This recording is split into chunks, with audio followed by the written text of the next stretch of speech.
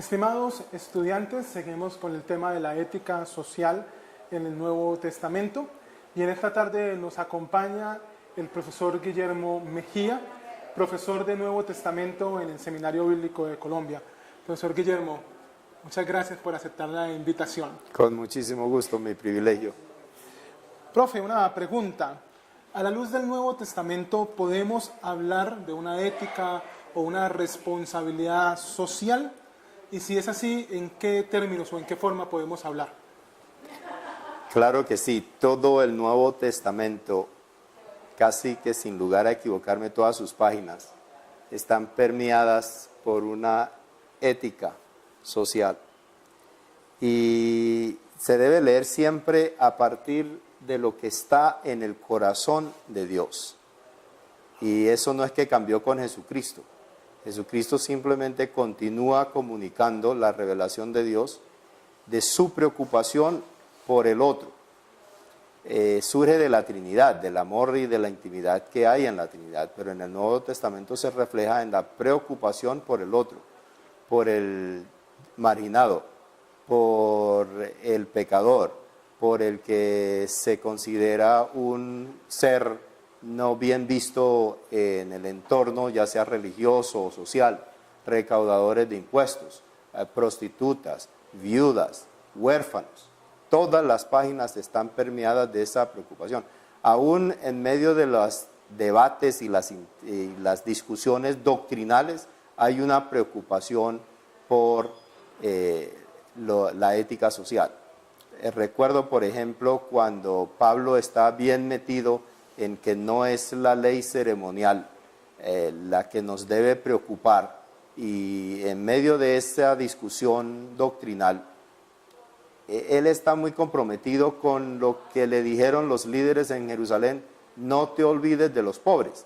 Y Pablo dice, lo cual yo siempre estoy pendiente como un elemento de mi agenda prioritaria.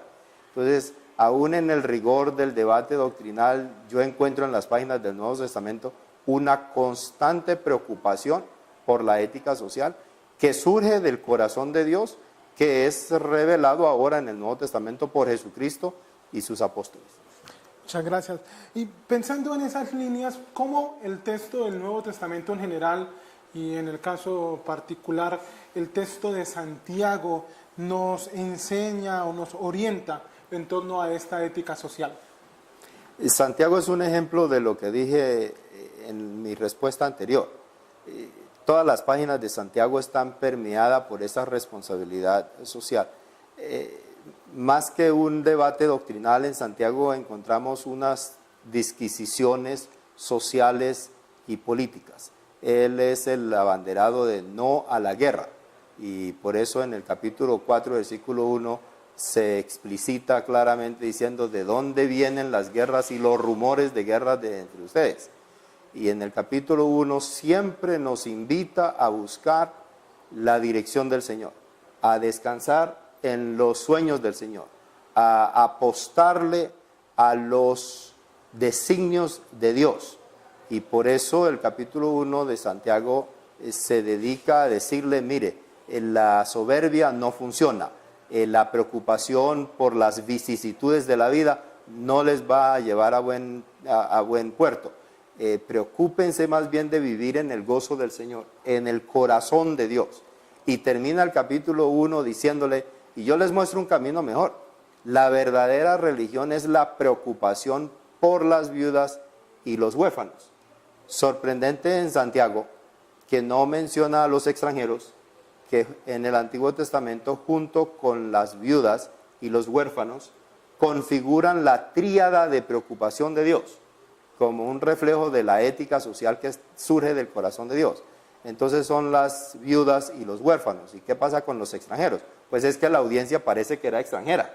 Son los de la diáspora, los que han estado, ellos mismos son extranjeros. Entonces eso podría explicar por qué de manera precisa no especifica a los extranjeros, pero sí a los huérfanos y a las viudas, que son los otros componentes de la preocupación de Dios permanente por los huérfanos y las viudas, que realmente representan los marginados.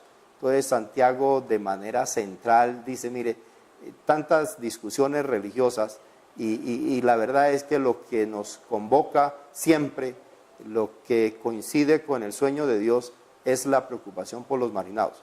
A mí me entristece como lector del Nuevo Testamento que la realidad de la iglesia como que tiene una distancia bastante grande con lo que textos como Santiago y todo el Nuevo Testamento y todo el Antiguo Testamento y toda la revelación de Dios apunta que es el corazón, el centro.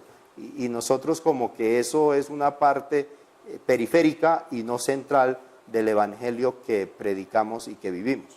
En esa misma línea, entonces, a raíz de sus estudios, de su experiencia, ¿cuál cree usted que debiese ser el papel de la iglesia frente a la riqueza, a la desigualdad social, a la justicia, a la ética social, entendiendo también el papel de la iglesia como individuo, cada uno de nosotros, e iglesia como la comunidad cristiana? Pienso en muchas cosas, profesor Johan. Una es que como individuos tenemos que hacer la tarea, y así como uno no forja el músculo si no hace el ejercicio de manera disciplinada, en la parte de ética social también uno tiene que comprometerse a hacer el ejercicio de práctica social por el desamparado. Entonces, como dice el Señor, a quien es fiel en lo poco, en lo mucho se pondrá. En esto de la ética social también tenemos que hacer cosas pequeñas. Uno le echa el agua sucia al gobierno o a la iglesia grande, a los ricos, pero uno también tiene que hacer la tarea y ejercitarse en la espiritualidad de ética social. Es una cosa espiritual. Entonces, si tú como persona en cualquier nivel socioeconómico que estés, no practicas poco a poco con el vecino, con el prójimo que Dios te ha puesto en tu camino, pues tampoco vas a hacer un marco teórico que corresponda con esa realidad. Entonces, uno, comenzar por lo pequeño, por lo que tú sí puedes hacer y ejercitarse en eso. Dos, desde Santiago y desde el Nuevo Testamento es un papel de denuncia, pero uno no denuncia cuando uno no está cumpliendo lo que le corresponde a uno. Entonces, el primer paso es importante. Uno cumple y es consciente y tiene sensibilidad social. Los profetas menores, mayores, los escritores del Nuevo Testamento también tienen un papel de denuncia. Y eso tiene su explicación. No solamente uno denuncia desde el punto de vista del periodismo amarillista, para hacer ver mal a los injustos, pero uno denuncia pastoralmente con el propósito de transformar y de ayudar con el Espíritu Santo a transformar a la gente, de tal manera que aquellos que no tienen conciencia social la tengan y tengan más evangelio y tengan más presencia del reino de los cielos en su vivencia cotidiana. Pero la denuncia no solamente es pastoral, también es para anunciarle, es como una proclamación de juicio, y yo veo en Santiago, por ejemplo, capítulo 5, 1 al 6, que dice a los ricos, realmente ustedes ya están maduros para el juicio, ustedes se han engordado, y ese propio gordo en que se han incurrido protesta contra ustedes mismos. Entonces la denuncia también tiene un papel de anunciar el juicio de Dios, y a quien invoca a Santiago es al Dios de los ejércitos, el Dios de Sabaoth. El Dios de Sabaoth, el Dios de los ejércitos, es el que tiene el poder para enjuiciar a aquellos que practican la injusticia. ¿Y de qué manera en países como Colombia? Un último elemento, ¿en qué forma podría usted animar a los estudiantes del programa de ética y pensamiento cristiano que están en su ejercicio profesional, la mayoría de ellos fuera de la iglesia como local, a ser cristianos que practiquen la ética del Nuevo Testamento? Y aquí estoy pensando mucho en la experiencia de haber servido al Señor fuera de las labores normales de la iglesia. En mi caso. En su caso. Sí, hombre. Yo tuve el privilegio de estar en la universidad pública. Cuando fui a la universidad, estudié Derecho y Ciencias Políticas.